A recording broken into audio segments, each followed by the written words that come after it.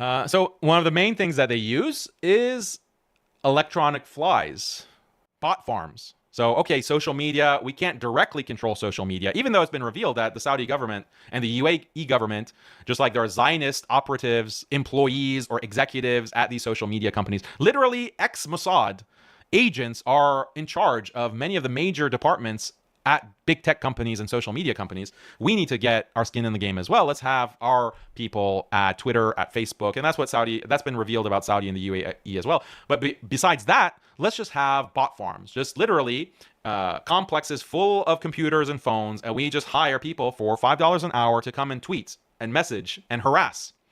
And where do they get this from? This is from the JIDF, the Jewish Internet Defense Force, also known as Unit 8200.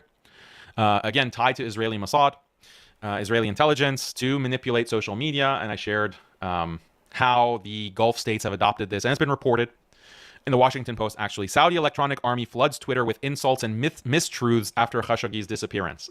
So that's when they really came in full gear. So Khashoggi is gone. There's speculation that he's been assassinated. And social media is abuzz with claims that the Gulf monarchies are assassinating people on the other side of the world. The Gulf monarchies panic and they say, okay, we need to solve this problem once and for all. Let's have these bot farms, these electronic flies to go online and flood Twitter, flood YouTube comments, flood all their replies. And this is a tactic that they've been using since 2017, 2018. Imagine the Washington Post. Our columnist Khashoggi is gone, and we're gonna blame. It seems like Saudi is involved. Then later it came out he was not. He had disappeared because he had been assassinated. So electronic flies is another way, and then influencers. Let's have social media influencers that we pay and they spread our message, like the most basic ABCs of propaganda. And the nuance of this strategy is we have to have non-religious influencers and religious influencers. And so they have these agents who are Shi'i, who are moderate, liberal Muslims even, the whole gamut, the whole spectrum. We have to represent our interests and to constantly be influencing people towards our political interests.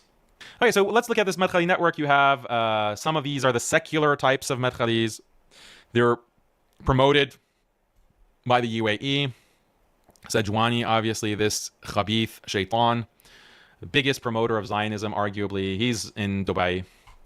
Noor Dahri, the Salafi Zionist.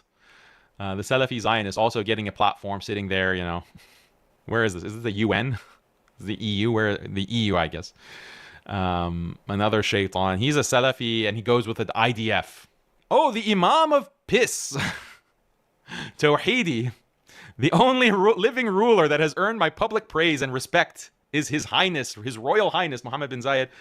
And here's a thread. If you go to the Imam of Piss, all of his posts now on Twitter are just glazing MBZ, glazing UAE government, calling for normalization, calling Palestinians terrorists.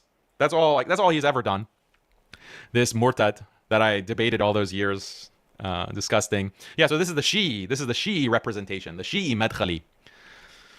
Obviously, quite disgusting. Okay, let's continue moving right along here. Oh, this is the Sufi side. So you have Abdullah bin Bayya, the Mauritanian scholar. Oh, mashallah, mashallah. Look at the Sunnah clothes, mashallah. Right there, consulting with the heads of these governments. And here is another pic. Abdullah bin Bayy. Oh, who's this guy standing next to him? Oh, is this Abdullah bin Zayed, the foreign minister that we heard, the expert on extremism? Telling America to consider CARE a terrorist organization and mass a terrorist organization. So right there, oh, look at the Sunnah, mashallah, mashallah. The ulama, we have to respect the ulama. Daniel is constantly criticizing the ulama. Don't you know that the flesh of the ulama is poison? You're backbiting the ulama. Subhanallah. Yeah, you have to warn about these people. Look, our dear Hamza Yusuf, another American figure, the infamous Rabbi Ferris, CrossFit coach. My girl's stronger than you, as he does a power clean or whatever. Rabbi Ferris, and this is like from, I think these pictures are from 2018, so not that long ago. He goes from CrossFit gym owner. Here he is in his CrossFit gym doing rows. He was profiled by the UAE state media. He was profiled with his CrossFit gym. And then suddenly Short while later, he becomes the sheikh, imam, preaching Islam. Wow, mashallah, that's quite a transformation. Now, people say, Daniel, how are you judging his past? I'm not judging his past. There's nothing haram about CrossFit. Like CrossFit, yeah, I'll criticize CrossFit because I think it's a little bit girly.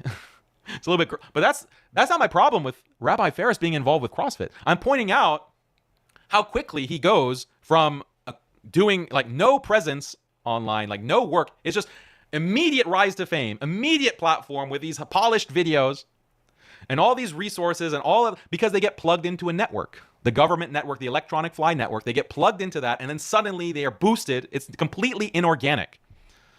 How you can be a CrossFit coach or CrossFit gym owner and then the next month or the next year, suddenly you have almost 1 million subscribers.